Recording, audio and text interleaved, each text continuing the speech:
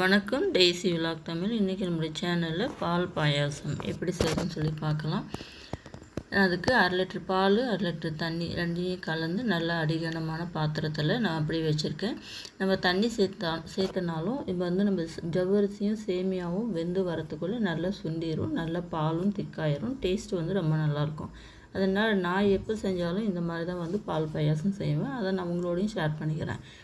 அதுக்குள்ளே பால் நல்லா அந்த கொதிக்கிற ஸ்டேஜ் ஆகிடுச்சு. நான் 1 கப் அளவுக்கு ஜவ்வரிசி எடுத்து 1 ஸ்பூன் நெய் போட்டு நல்லா வறுத்து இந்த கொதிக்கிற ஸ்டேஜில் இருக்கிற பால்லே போட்டு நல்லா வேக வச்சுக்கலாம். நல்லா இந்த ஜவ்வரிசி போட்ட உடனே நல்லா கிளறி விட்டுகிட்டே இருக்கணும், அடிப்பிடிக்காமல். இப்போ நல்லா ஜவ்வரிசி வெந்த பிறகு அதே கப்பில் 1 கப் அளவுக்கு வறுத்த சேமியா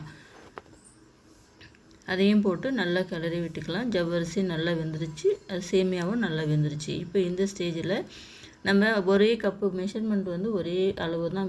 ஜவ்வரிசி 1 கப்புனா சேமியா 1 கப் எடுத்துருக்கோம். அதிலே 2 கப்புக்கு நான் 1.5 கப் அளவுக்கு சர்க்கரை சேர்த்துருக்கேன்.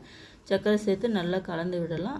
அடுத்தது சுக்கு, ஏலக்காய் பொடி ரெண்டையுமே நான் நல்லா ஓரளவுக்கு நல்லா நைஸாக அரைச்சி இதுலேயும் சேர்த்துக்கலாம். கொஞ்சமாக உப்பு சேர்த்துக்கலாம். அப்போ தான் ஸ்வீட் இன்னும் கொஞ்சம் நல்லா தூக்கி கொடுக்கும். அடுத்தது லாஸ்ட்டு எல்லாத்தையும் நல்லா கிளறி விட்டோன்னு பாருங்கள், நல்லா திக்காயிடுச்சு. அடுத்தது முந்திரி திராட்சை நல்லா நெய்யில் வறுத்து போட்டால் பாயாசம் ரெடி.